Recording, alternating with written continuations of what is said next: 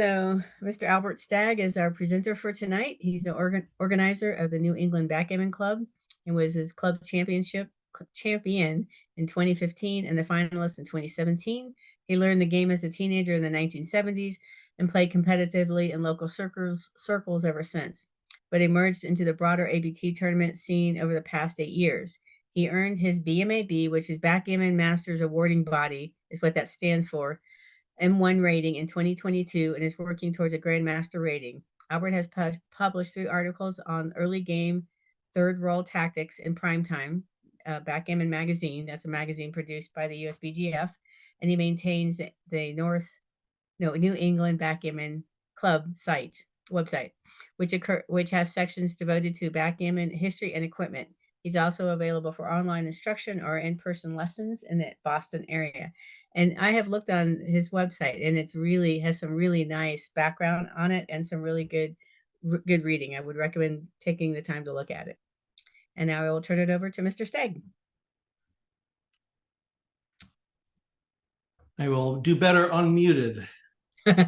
Unmute myself. Okay, there we go. Hi, everybody. It's a pleasure to be here. I'm just going to fire this little presentation up. I hope I got it right. Women, you're the women of backgammon, yes? Okay. Actually, let me. I thought I was getting a little ribbon of people when I did my play. I feel less stranded when I see the little people. But I guess I'm not seeing the little ribbon of people this time. It's funny, you do a run through and then it's different. Yep. Okay, anyway, I'm just going to rely on April and you all to actually, if you want to unmic and comment as I'm talking or just chirp up, that's fine with me because I'm looking at a screen without any people on it. So I feel like I'm talking to myself and I have bad imaginings of losing connection and I just keep going on into the night. So it'd be nice to know that people are there. I'll start off with this little cartoon panel here. Does anyone recognize this cartoon panel from the 1920s, late 1930? I don't think we're seeing your presentation, Albert. Oh, you're not? Oh, you know why? Because I didn't do a screen share. That's the basic part, right? I'm supposed to share my screen. And then I get the little ribbon of people and everything is good. Okay, so is that working? Yes. You're seeing it now. Okay, now I see the little ribbon of people and I'm much happier. This is a little cartoon panel from a 1930 comic strip that was quite popular at the time and is very obscure now. Does anyone know who these people are? I didn't think so. Some of you might have watched Match Game 75 during daytime in the 70s. Remember that game show? They would say, you know, top 5 responses from the audience or something. They'd say, "Dumb Dora is so stupid, so dumb." And they go, "How dumb is she?" Well, this is Dumb Dora. And a stereotypical ditzy broad in the 1920s. And sort of the model for sort of harebrained dames like Lucille Ball. Not that she was a harebrained dame, but the character she played, that kind of scattered person. And this is her boyfriend, Rod, hoping that he's going to really hit it big with her by explaining backgammon to her. And this was a running gag in 1930 for about 2 months. Every strip was devoted to Rod trying to interest her in backgammon, and it just never took. Before we get to the main topic tonight, Phyllis Shapiro insisted that I make a plug for the Backgammon Gourmet, of which I am one. I'm one of several backgammon players, including Marty Storer, my townmate here, offering some backgammon analysis and menu items. And my contribution was my dry gin martini and my hangover eggs with pasta. So they go great together about 12 hours apart. But you can get this on Amazon. It's a fun book. That's my plug. And I'm in it too. Plug me too. Oh, yes. Good. Yes. I should list the whole cast here, but I'm going to move on. So the 1930s is one of very few booms in backgammon in the United States. Backgammon is an ancient game, and it was played consistently throughout the centuries, but in the 20th century, it was kind of a sleepy game. The sexy, exciting game was bridge. Backgammon was kind of old guys by the fireplace, corridodio. And in the 1930s, which is my topic for today, there was a big new boom in it. And it was quite an exclusive one. It was not a broad-based popular game from all media indications. So I went through and I looked at magazines and books from the period, and it's almost exclusively to do with very well-to-do society page types. And it was a very short-lived boom. Then it quieted down in the 40s and 50s, and we had another boom from the late 60s through the 70s into the 80s that I think most of us are probably familiar with. Most of us many of us can remember it.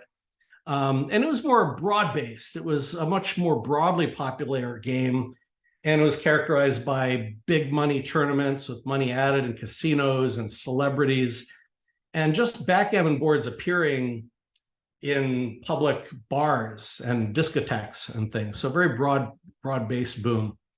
And it sort of died down in the 90s and thousands. And, here we are in the 2020s, possibly in the midst of the next big backgammon boom, which I think is why I'm presenting this, is to think, what makes backgammon boom? And some of the new items in our current day is that, we're in the computer era where the robots have given us an objective measure of skill. That's hugely new. And Candace's point about the BMAB event is a case in point. I get very discouraged. I go to tournaments. My performance record has not been great in tournaments. I stopped playing tournaments after just having a bad time in Boston over the course of 4 or 5 years in the 90s. I just played money games and chouettes. Now with the computer, I can really work on my game and see, am I getting better at it? So those BMAB events, if you're at all interested, they're a great way to make a tournament about more than winning and losing.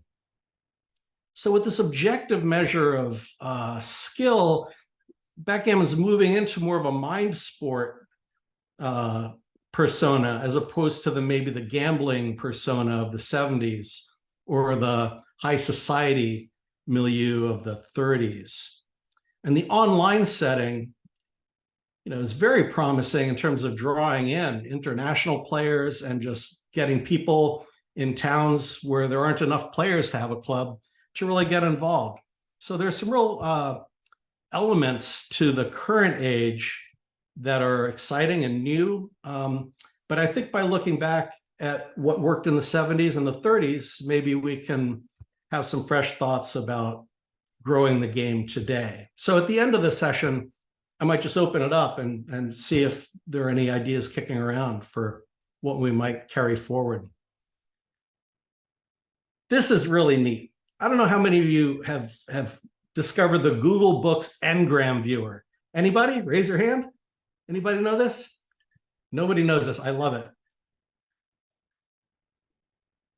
As you might know, Google has scanned millions of books, magazines, and articles, and then they just crunch numbers. And they've got this Ngram viewer where you can put a word in, and it checks for that word in the entire database of their scanned corpus. And it gives you a plot line of the frequency of the term as a percentage of all words. I mean, you think about that's really crazy. And so here's the result for backgammon from 1900 to 2019. And look at that. Look at 1930. Just an amazing spike. And it's, it's a tiny percentage of all words used. But you see this pronounced spike and then a falling off and then a resurgence in the 70s and 80s and then a falling off again, which is pretty much what you'd expect. If we have time at the end, if someone would like me to show you this, or you can just Google it, you'll have a blast playing with this. You can just see where terms have come into use.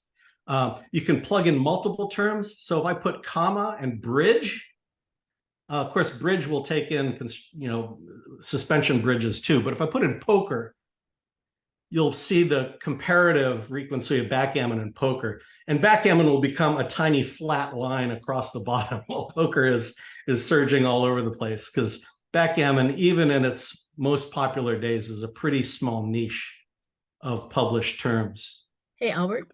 Yep. Could you define engram? Engram is just, so a gram is a word, and an engram is number of words. It's kind of a silly word. So backgammon is an engram, a 1 gram. Well, backgammon chouette, if you wanted those two words together, would be a bigram. Okay. 3 words would be a trigram. One of my favorite uses of this is that it drives me nuts when people say one fewer. Because it's one less. Less is singular, few is plural. Sure. Nobody said one fewer until like 1980, and you can plug it into the engram and see it for yourself. But a great toy and just a remarkable reflection of the 1930s boom. Are you able to see my cursor, by the way? Yes. Okay, great. So the modern backgammon era begins in 1928 with this book by Grosvenor Nicholas. Modern backgammon, as I think Roberti had a book called Modern Backgammon. Every generation or two, you get to redefine what modern is. In 1928, it meant 2 new things. It meant doubling, which was a totally new invention, and the chouette.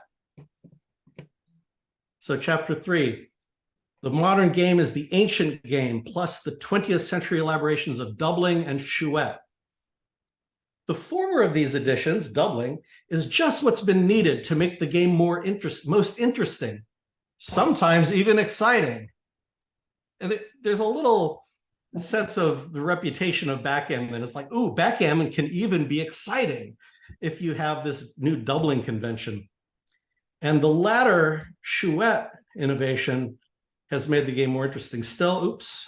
Can you get back there? Here we go.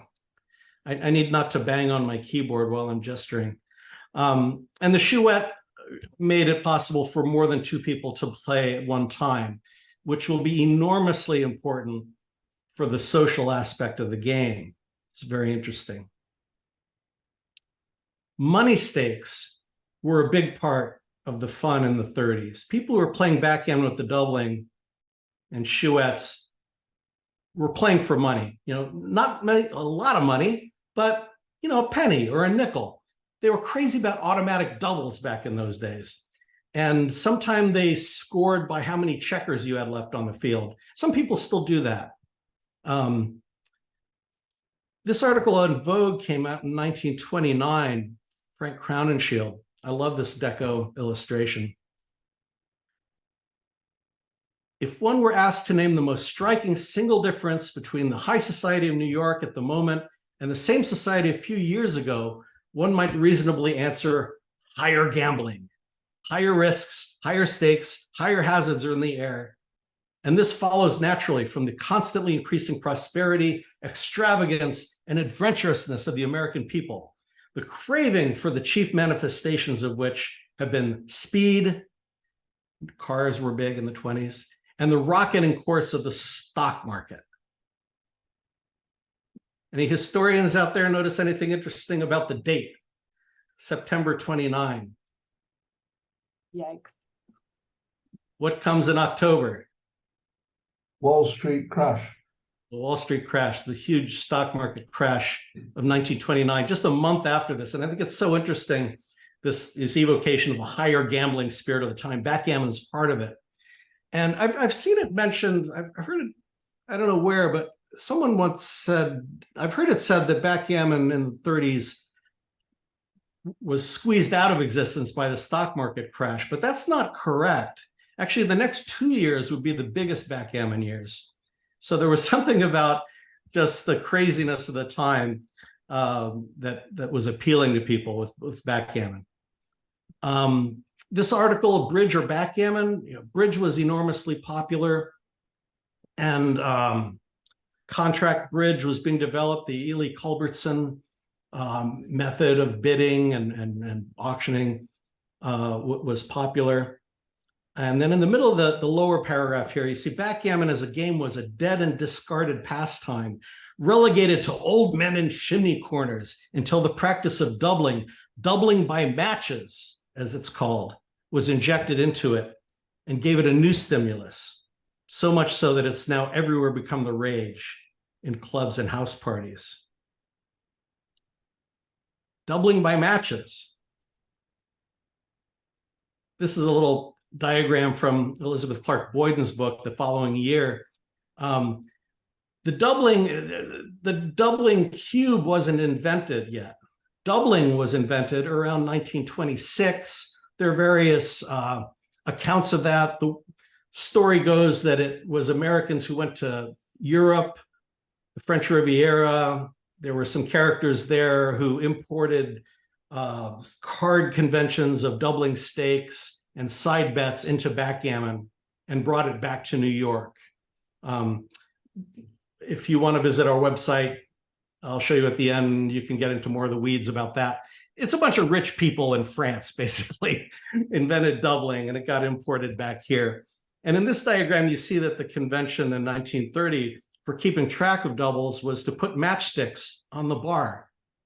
So if you doubled, and it was accepted, there's a matchstick on the bar.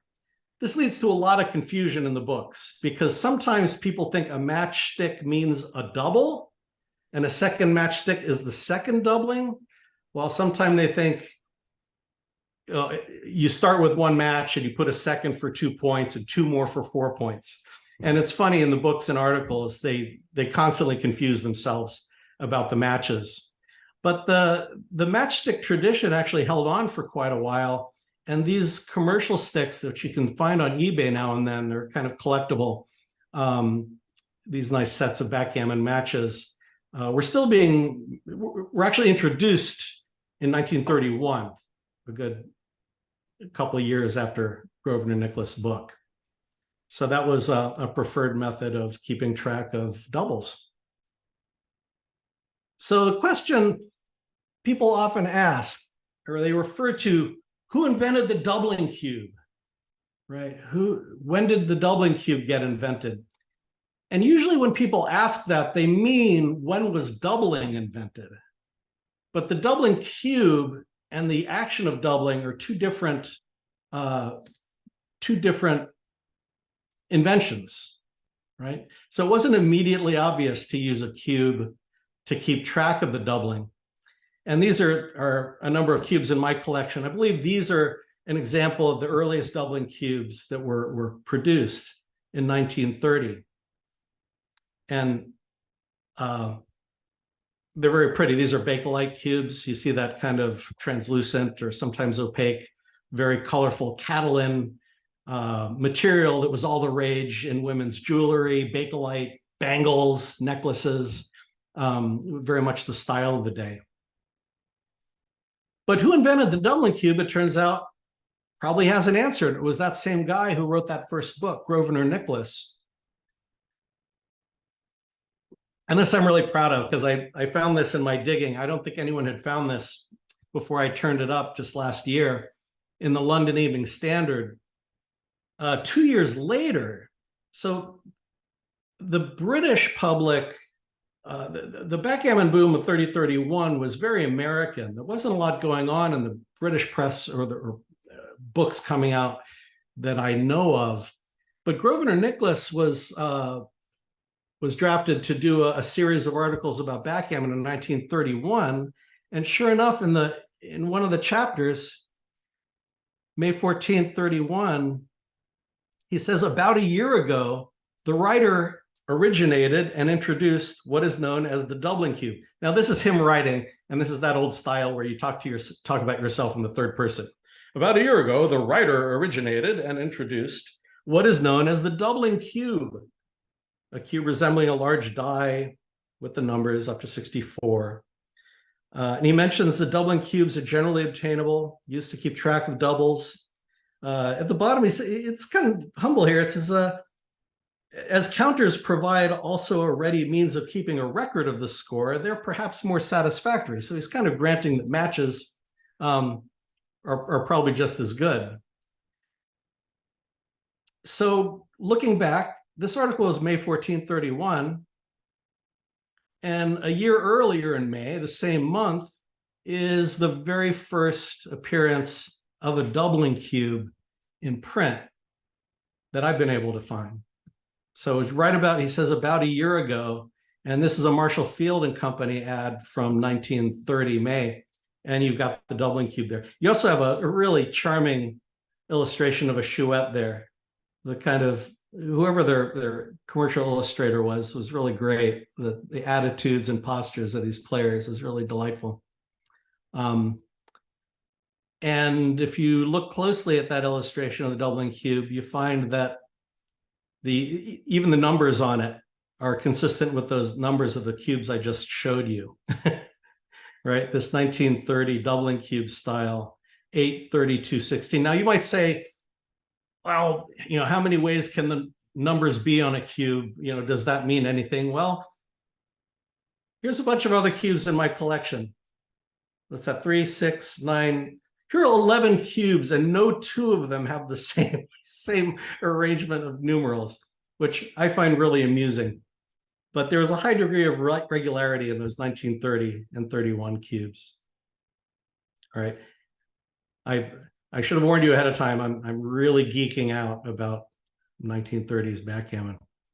I'm going to have this is going to be my one bit of actual backgammon knowledge, playing knowledge I'll offer today.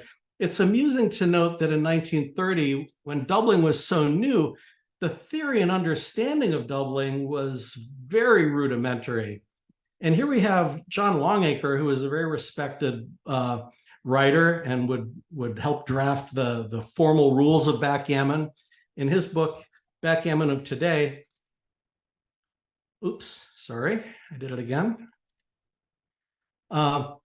Here's this passage about doubling. Some players accept an unfavorable double on the theory that they're thereby attaining attractive odds. That is, if black doubles, white's original stake is forfeited unless he accepts. But by putting up an additional stake, he has a chance to win black's 2 plus the one he's already lost. Therefore, he's getting odds of 3 to 1. Ingenious, but fallacious. So raise your hand if you're familiar with the 25% rule. I just want to take a little poll here. 25% rule. Oh, good. I can just do a basic explanation of this. There's a real question in the air in 1930 shared by this guy, George Mabardi, who wrote for Vanity Fair.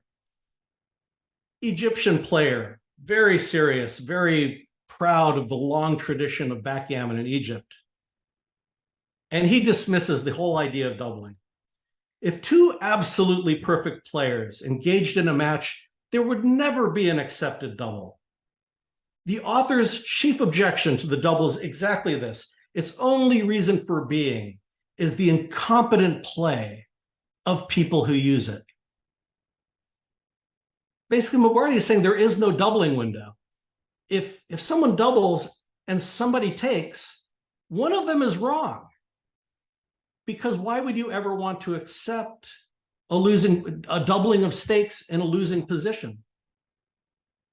So it's really interesting. These are published books, widely popular in 1930, and the authors themselves hadn't really got to grips with the idea of what it means to accept a double. So the 25% rule is basically this. You can pass a cube and you give up 1 point. Or you can accept a cube, and if you lose 2 points. So you risk 1 extra point. But what do you gain? Well, instead of losing a point, you'll pick up 2 points. And that's a difference of 3. So you risk 1 to gain 3. That means it's 3-to-1 odds. And 1 time out of 4, if you win, then it's worth taking a cube. And this is the way I like to illustrate this, because I get confused with people talking about 3-to-1 odds. But 25% makes sense to me. 3-to-1 odds means 25%. Let's say you think a position is a pass, and we agree to play it 4 times. You would pass all 4 times. You'd lose 1, you'd lose 1, you pass, and you pass. 4 times, you lose 4 points. On the other hand, if I say, no, I think this is worth taking, I would take this position. I accept the cube at 2, and I lose 2 points. And I lose 2 points. And I lose 2 points. I'm down 6. But if I win the 4th game, I get 2 points back, and I'm just the same as you. It's 25%. If you win 1 time in 4, then you can afford to take a cube. I'm hitting my... Sorry. I need to keep my hand off my keyboard when I'm not keyboarding, right? And that leaves out gammons and things. It's a little more complex, but that's the baseline idea. And Sean Longacre, actually, you would have thought he published this book, and a year later, maybe he would have, had some conversations and gotten brought up to speed. But he actually, the first article in Vanity Fair, exclusively devoted to doubling, he restates the whole thing. He again insists that in a position that we're looking at here, where black is on roll and doubles white, that you'd be foolish to accept this double. And he said, if you can get 3-to-1 on this proposition where you're only winning a third of the games, good luck. He says, if you can find a bookmaker who will take this bet, I'll be happy to oblige him. He's actually saying, I would pass this and bet it all day long. And this is the position, right? Brown doubling us. And if Brown rolls a 1, he loses. And double 1's included here. And you only need 9 rolls of 36 to get 25%. And since 11 rolls fail, that's more than 25%. So it's a take. And XG confirms that. And this number here is showing you that if you pass this cube for 1 point, you're giving away too much. You should only pay 0.778. So you're giving away, if you were going to play this for $1 a game, you'd be giving up 22 cents every time you played it over the long haul. So that's the little backgammon thing. I don't like thinking about odds 3-to-1. I just like to think about 25%. And if you know that there are 36 rolls of the dice, if you can 9 winners for yourself, that'll get you to that 25%. That's a very handy way to go about things. Walter Richard next year got it right. I'm not going to read this, but he's the first guy who went in a print the next time and laid it out. The 3-to-1 rule is legit. So that's doubling. The other part was chouettes. Here, I think, is possibly the first depiction of a chouette. The print up here at least says, that's the question nowadays. When you have the pleasant number of 6 or 7 at dinner, not what to do afterwards. For now, 4 of your 6 can play contract bridge, and the rest can play backgammon. And this is a big, big deal, because bridge was so huge at the time. You'd have big dinner parties where after dinner, people would play bridge. Well, bridge needs 4 players. So you need 4 or 8 or 12, but parties don't work that way. People show up, people leave. Backgammon, the chouette, created a way to soak up all of the spares and to let people come and go. So I'm not sure if this guy down here is a waiter. Does he look like a waiter? I think he might be a waiter. He looks like he's maybe got a pen in his hand, like he's taking an order. But anyway, it could be a chouette. And here's another little charming Chouette. Like this lady is being encouraged to take the captain's chair, I think, for the first time in the Chicago Tribune again. And look at the styling on this, just great Jazz Age, Art Deco party illustration of folks enjoying that give and take of Chouettes. Hands up if you've never played a Chouette. Anybody never played a Chouette? Right? I'm not really going to explain this then. Chouette is a multi-handed game where the winner plays alone. And this is a little diagram I made just to show what happens, how the rotation works. The box is the lone player against the captain, and the winner becomes the box. And the winner plays alone, a la Chouette. And this is where that term comes from. This article in 1931, nobody knows who gave this form of the game its name. In French, Chouette literally means a small owl or a screech owl. There's an old French idiom, faire la chouette, which means to compete alone against two or more, undoubtedly based on the fact that many a poor little owl has had to fight for his life when outnumbered by his enemies. Chouette is therefore a peculiarly apt term to describe the form of backgammon in which one player is outnumbered by his opponents. And I think it's a real shame that where originally they said faire la chouette, if you were in the box, you played the owl. And where do we get box? I mean, box is or I'm in the box. I'd rather say I'm faire la chouette. But there you have it. Somehow the box terminology was very much in the 30s, but this would be more charming.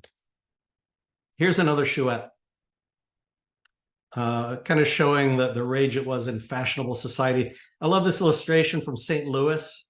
The illustrators put the older generation sort of portrayed in a portrait of, mom and dad in their antebellum Southern outfits with the more modern youngsters going at it. And I don't know if you've been picking up on this, but all these illustrations, the gender balance is there all the time. It's always men and women playing the game on equal terms. Albert. Yes. The thing that I've noticed also is that the attire of the men and women back then was classy, and only up until like the early 90s did we still have this attire, not necessarily black tie, but jackets and shoes and class. That's definitely something to notice. I'm glad you did, and it's certainly true. Now, we have to remember that what's being put in print is a selection, right? These are articles that are typically in the society pages, which were social pages devoted to people who dress like that. So, there may have been more humble, gatherings of people we don't know about. They didn't get covered. But you're certainly right about the 70s compared to now, right? With the tournaments and standards of dress. A lot of us would like to class it up a little, right? Was that the subtext there? I think someone, yeah. I'm with you on that.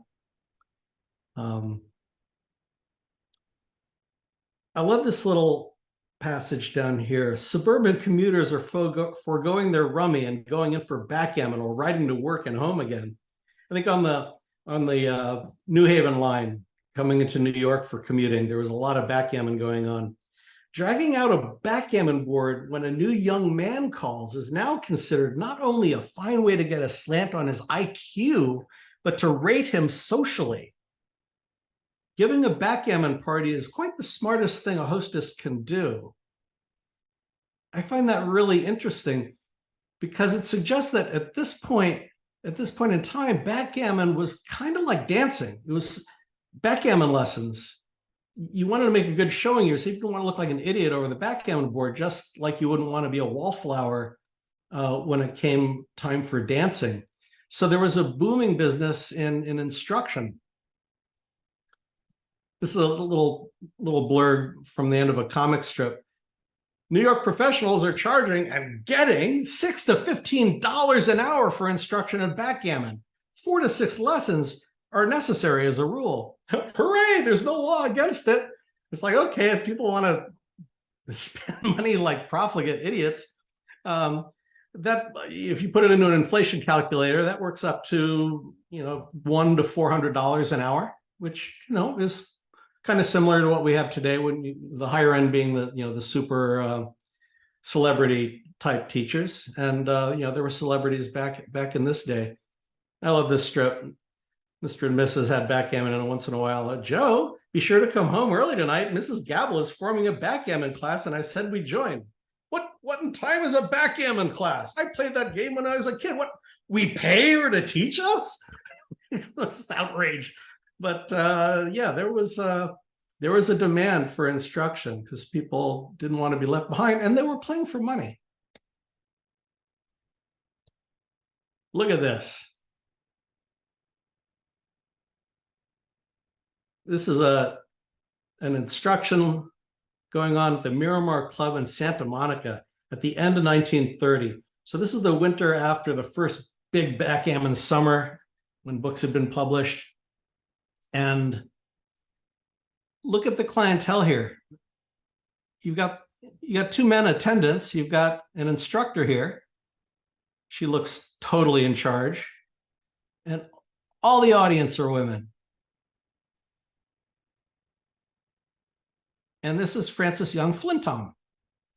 She was a reputed East Coast backgammon expert and a lecturer. And this is, I think we did a little promo where I sent this picture out and it's like, who is this lady? And why don't we know her name? Frances Young Flintom, backgammon expert, introduced this huge board at Santa Monica to illustrate the finer points of the game, which is now a national vogue. Miss George Ridge is shown holding dice while Miss Flintom has the doubling cube. It's fantastic, that huge cube. I can't help but wonder what became of it. But if you're looking for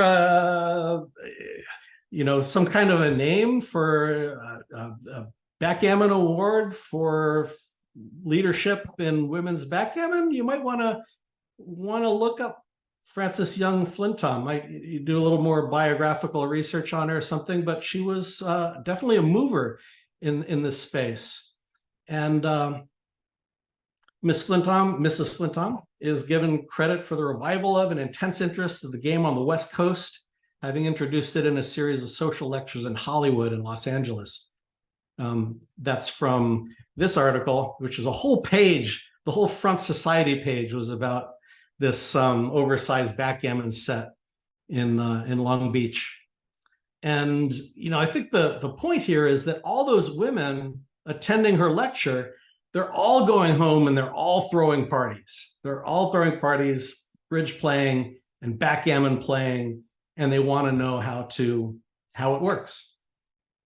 Just a really interesting dissemination of the game through a different kind of social network than we have now. So backgammon books. Women were prominent too in the book publishing. Elizabeth Clark Boyden wrote the first major book in 1930. And this is 2 years after that Grosvenor Nicholas book. There was quiet for 2 years, and then bang, 1930, all these books started coming out. His book was reissued in February. I love the Art Deco styling of this dust jacket. She was also an authority on contract bridge, and she had a syndicated column that was all over the country in newspapers. And it wasn't just excerpts from her book. She reworked things and updated that. It was pretty impressive. And here I'm just going to run through this big parade of books that came out in 3031. We're not going to dwell on any of them for too long. Backgammon in 20 minutes. Often these people were bridge experts and saw another way to sell books on this, cashing in on the new trend. Leela Hattersley, I think this is the best book from 1930. It reads great. And I don't know how many of you might have read The Awakening by Kate Chopin. I read it in college. late 1800s sort of proto-feminist novel about a unfulfilled housewife, basically. That I'm pulling this back from 35 years ago. Great book to read, but she's the daughter of this writer, and it really comes through. Her prose is excellent. It's a very engaging read. And here's a portrait of Leela Hattersley on the right, again instructing women in the game. That's a great photo. I wish I could get more detail on the backgammon board. I'm very keen on the equipment back then, and I'm like, oh, give me a close up of that. Looks like a nice set. Ralph Bond's beginner's book. He did a revised edition just 3 months later. It's amazing how fast these things came to press. This is the Longacre book I mentioned before. Little playing guides like this. I always laugh. This Brewhilde flyer on the right was reprinted and included in backgammon games all the way through the 70s. I wish he got a penny for every one of the every time that thing was photocopied. Nifty book. Grosvenor Nicholas came back with another writer and did a first problem book. Not just a page-by-page exposition of strategy, but problems. That's very interesting to look at. The candle there illustrates the tradition of bearing off toward the light. Super rare book. Hollywood, only one known copy of this book exists, and it's not me who has it. And I really wish it were. Really fun book that kind of captures a West Coast attitude, which seemed to involve a lot of automatic doubles and crazy rules. I think in this book, if there were 3 doubles rolled in the middle of a game, you would turn the cube. You had automatic doubles in the middle of a game. Crazy. Backgammon standards. Do you know who OT is on the previous book? We don't know. There's a disclaimer at the beginning that says, it's a mysterious person, and OT gives no clue to who it might be. But I figure it's some guy whose initials were OT. But it's unknown. Yeah, this book shows a lot of haste. There's tables here about the chances of rolling certain numbers to get in off the bar, and they're wrong. There's a big rush to publish. You get this feeling that people were afraid of missing out. There were vanity press things. This is I think a Cincinnati writer, probably a vanity press, very few. Again, there's only one copy, and the same guy who has the Hollywood book has this one. Very nice guy, though. He's sent me a lot of nice pictures. Here's the Mobardi book that I mentioned. This was reprinted in the 70s. Despite its somewhat outworn advice, very Middle Eastern style. So, for instance, he had the idea that backgammon is war, which is a popular metaphor, but it's a war of retreat. So the whole idea is to withdraw your army from the field. So you start with the last guys, the stragglers. So he'd get a 6-3 and he'd play both of the back guys up, right? 24-18, 24-21, just get those guys moving. So he probably got attacked a lot, lost a lot of money, I would think. Harold Thorne, official laws of backgammon were published in 31. Almost every book that I just went through had an official set of rules, and they were all different. But this seems to be the set of rules that stuck.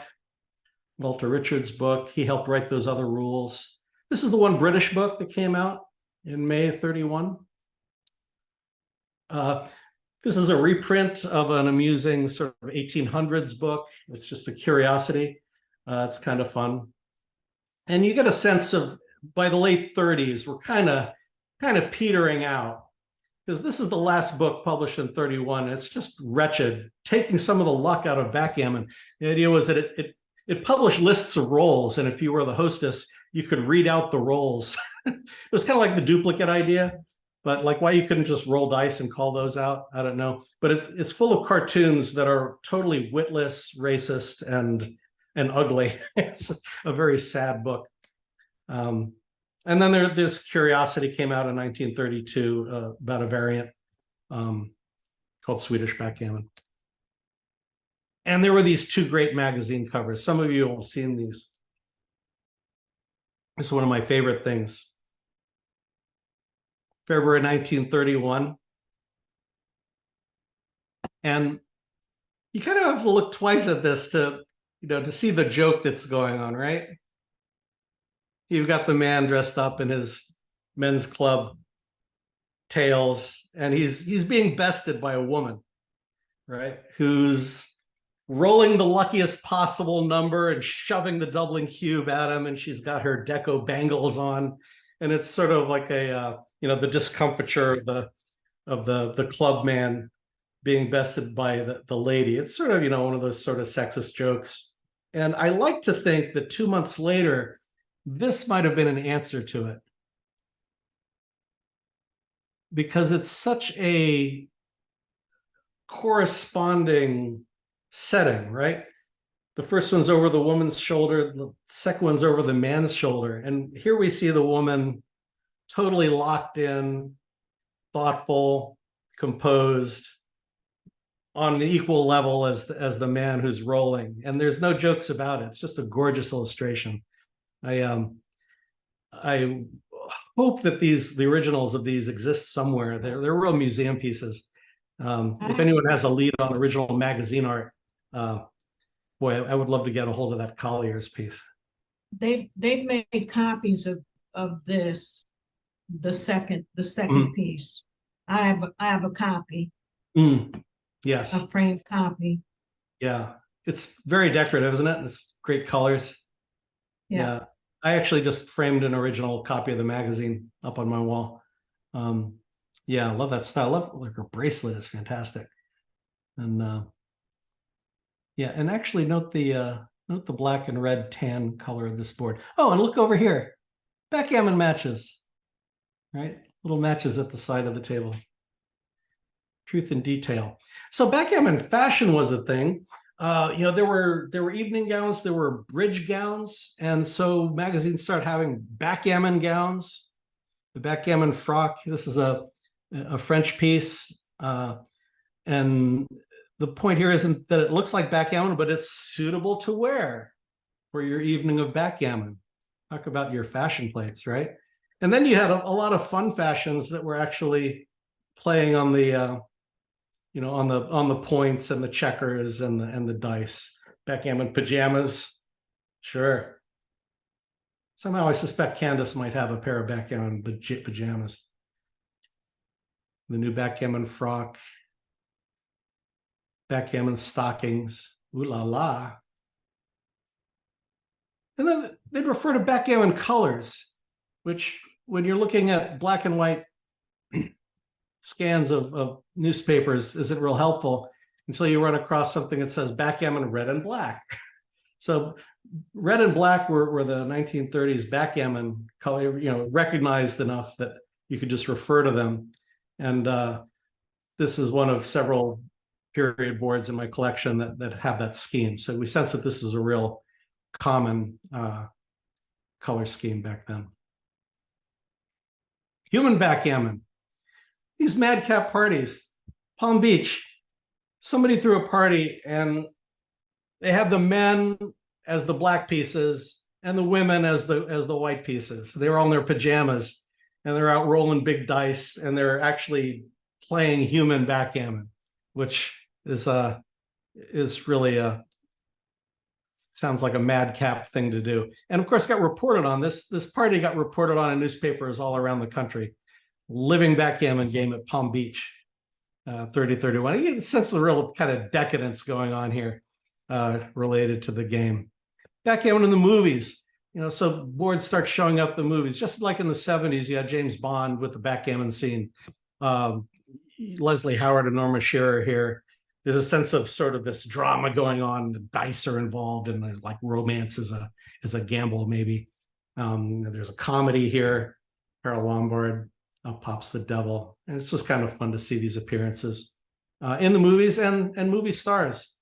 That's another thing we remark on in the 70s. It seemed like there were a lot of celebrities adding glamour to the game, and backgammon was glamorous itself. So movie stars would enjoy being portrayed with the backgammon sets. So these popular movie magazines, Miriam Hopkins here, reclining on the beach over a game of backgammon. Obviously they just lugged this big wooden backgammon table onto the beach and plonked her down. It's often fun to note these kind of pictures. They're expertly set up. They look very natural until you realize that Cary Grant and that's his first, Virginia Cheryl, they're actually holding that board on their lap, right? I don't know how often you sit sideways on a sofa with a backgammon board on your lap. And notice her wedding ring is beautifully displayed. Backgammon table's just very nice for hands. Look at his cigarette in his hand there and a dice cup. If you're wondering if a picture is a candid, just look at the hands and you can usually tell that that this is very carefully posed. Who are these people? Who's got it? Burns and Allen. George Burns. Oh my God. Guy. Gracie Allen. They were a comedy team. She was actually participating in kind of the Dumb Dora thing. She was kind of the ditzy partner to his straight man a lot. And this is what a real candid looks like. That's Joan Crawford. She was as big on backgammon as Lucille Ball was. And lots of pictures of her playing backgammon. And here she's getting her hair done and enjoying a game at the same time with her monogrammed pajamas. And the Marx Brothers. Of course, the Marx Brothers were big on backgammon. Chico and Harpo, apparently. Harpo used to be riding trains and playing backgammon with people all the time. He was apparently quite a stitch. And 1932, it kind of dries up. It really, 1930 and 31 saw this huge activity. And then it just kind of, in terms of publications anyway, magazines, books, they just kind of stop. And you start to see sort of variations. I always think this is a sign that the end is near when, okay, now we have quadrogammon because maybe people are getting a little bored of backgammon. You need a variation. Here's quadro. Like now you can play with 4 people. Well, you have a chouette for play with 4 people. So that didn't really catch on. In the 70s, you had the circular backgammon sets. Then there was also the money aspect. And it seems that, where there's money changing hands, you get malfeasance. So these kind of articles about, shysters and burglars come up. Charges have been made. Numerous instances, bad checks issued by the wealthy patrons. In one case, a stiff was lifted from $500 to $5,000. The burglars got away with the play. People gambling and not paying up or bouncing checks. Here's one about a guy who lost a ton and paid with a $40,000 check. And then he canceled it when he was told by people that the other guys were cheating. The money aspect, adds the thrill. It's hard to play backgammon or a chouette with a doubling cube without it meaning something. And they didn't have match play back then, right? There were tournaments, but at the parties, people weren't playing matches. They were playing heads up or they were playing chouettes. And you're playing a nickel a point or something, and that will tend to work for a while, and then inevitably the luck washes out and people wind up losing more than they want to lose at a game of a pastime. So I think that probably had something to do with it, and the depression was deepening. And then some of it's just faddish. And here we have that same comic strip. Joe, the bridge club's starting up. We're going to learn contract. What? Well, everyone's playing contract bridge now. Well, yeah, just like everyone was playing backgammon and mahjong. It's like, whoa, 1932, already it's a punchline that backgammon is sort of a flash in the pan fad. So, there's some things I would suggest, aside from, I just think this stuff is intrinsically interesting, but, if we think about 30s backgammon, and how it was popularized and how it got so big, the social function of backgammon, very different in that milieu than today. And one of the basic ways I would think of it is that I make friends through backgammon. In other words, if I move to a new city, I'm looking for the backgammon players and I'm going to play with them and I'm going to get to be friends with some of them at least, right? Well, there it's like people are friends already and they're looking for things to do. And backgammon was a fun thing to do. And that seems like a big driver of a broad-based popular game, is where people choose to play backgammon with their friends, who are their friends first and backgammon players second. Backgammon would be played in the home as opposed to going to a club or a bar to play. You know, I'm curious about the return of the penny ante chouette. Like chouettes are popular with, you know, kind of serious money players now. People play penny ante poker, right? Without worrying about losing a ton of money. I don't have a sense that people play penny ante chouette the way they did in the 30s. So the role of money stakes. It's hard to escape the idea that a money stake does make the game more exciting for those who find it exciting. But maybe people can find it exciting in other ways, including match play, which is a way to make it not just game, which does get tedious. Backgammon clubs versus social clubs, again, is the way to grow backgammon to build backgammon clubs, or to get backgammon into other clubs that already exist and have a clientele of people, where if you could drop a seed into an existing social circle and it took off, it could really grow. So questions of class and accessibility. You know, NEBC, we have a monthly tournament, but it costs money to enter. And two sort of broad things, like what are we nostalgic for? Like, I think nowadays, certainly those of us who missed out on the 70s boom, I feel great nostalgia when I look back at the pamphlets and the flyers and the money added and the stars and everything. You know, is that what we're hoping to reproduce now? Is that possible? And is that actually useful? Because sometimes trying to get back to the way things were can, I think, lead you to ignore other ways that a game could grow in other avenues, like mind sports, right? So I think that's me. Albert, in answer to your statement just now, I think that the reason why we can't go back to the play of the 30s through the 70s and some of the 80s is because of the computer. It's like poker. Anybody can play now, and most of the young people who do not know about formal attire have taken up the game, which is why we can't go back. Right, to that brand of To the good old days. yeah. So we're sort of in like the Instagram era, and things on Instagram are pretty cool. There is a newish club in California that had no idea our community existed, and they started this backgammon club, but they're on Instagram. They're like beautiful young people of California. And just and they have really big gatherings, and they're very casual. They're not formal like us. Some of them even roll the dice with their hands. You know, they're just there to have fun, to kind of be seen and to connect with each other. And they've started a new chapter in New York, as they're just expanding, and they're just so passionate about backgammon.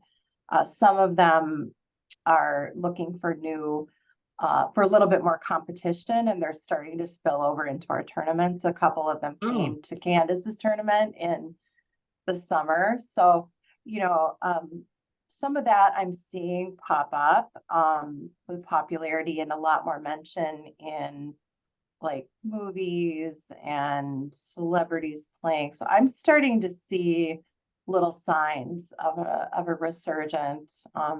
I don't Yeah. think we'll ever go back to the same way it was, but reinventing it in a modern way that appeals to young people, I think is Yeah, really it could just important. be just as big, but in a totally different way.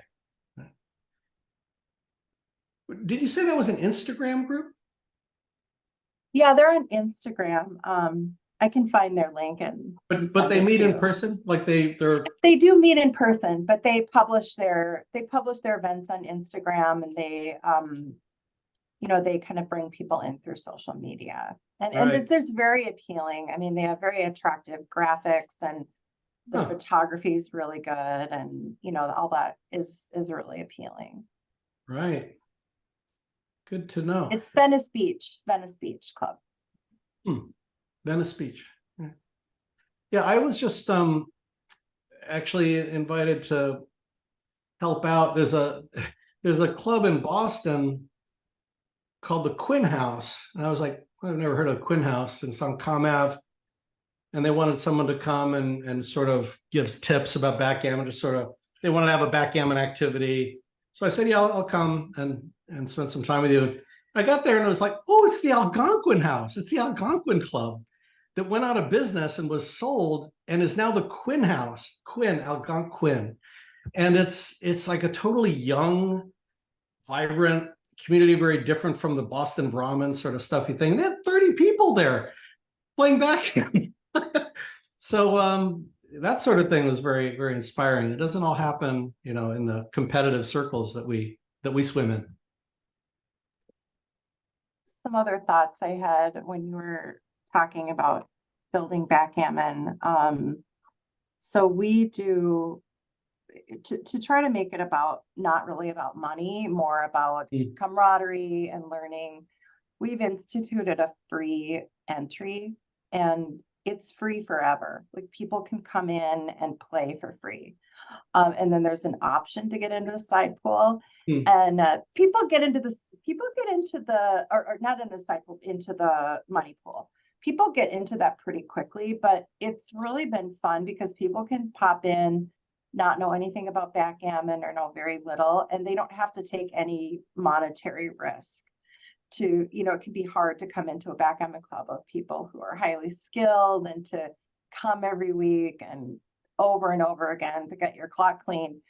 But if you're not really paying any money and you're just learning, it feels less bad, and so we've changed that, and it's helped to get people to come and return more often. The other thing that we do is we play a really low dollar sweat with new players, like even 25 cents. Yeah. 25 cents a point. And it's a way for them to learn. And, Schwets are fun. They're super fun. And, there's a lot of smack talk and, kind of fun ribbing. And it just, like, they have a really good time. It's not all serious match play. And, right. And, even if they lose, 7-8 points at 25 cents a point, like, who cares? It's like they've just spent a couple bucks to, have a good time. Right. So some of those things, have been successful locally, and I encourage people to try those type of things. Cause if you're coming in and, all you have is a $25 a point game, right. Yeah. It's too much of a jump for new people. And Absolutely. So it's really hard for them to transition in. Yeah, I really think that like 10-cent or 25-cent chouettes are the way to go with with aspiring new players who want to get hooked in, because it's sociable and it's fun, and it's it's just like penny ante poker. Nobody gets hurt. Yep. I might just point out, I might just do one more screen share here, if I may, just to show the NEBC website. The New England Backgammon website is sort of, I use as my little play sandbox for exploring backgammon history. And I've got this section, the BG Museum, where as I learn things, I've been putting them up on pages. So earlier this year, I did this 30s chronology, which just about all the stuff and a lot more that I presented today is on this sort of time timeline that scrolls all the way through. There's a whole section devoted to these early doubling devices, because I just find that the physical cubes really interesting when they go from this original 1930s style to the slightly more modern 31 cube style. I noticed the typeface changed to a more streamlined deco sort of sans serif number style.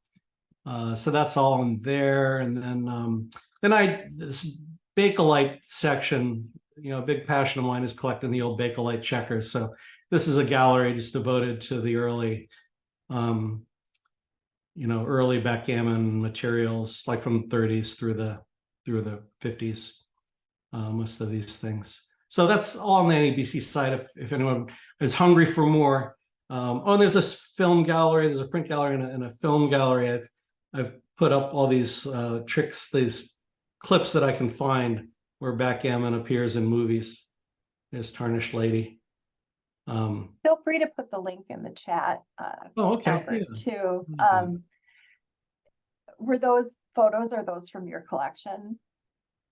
Some of the photos I have original hard copies of and I've scanned, and others I've just pulled off the internet wherever I could find them. A lot of time on Google Books or the Internet Archive, which is a great resource. Where's the chat here? Let me stop sharing. Chat, okay. Back in museum pages. There you go. All right, well, that's me. Any other questions? We covered a lot. I hope that wasn't too much.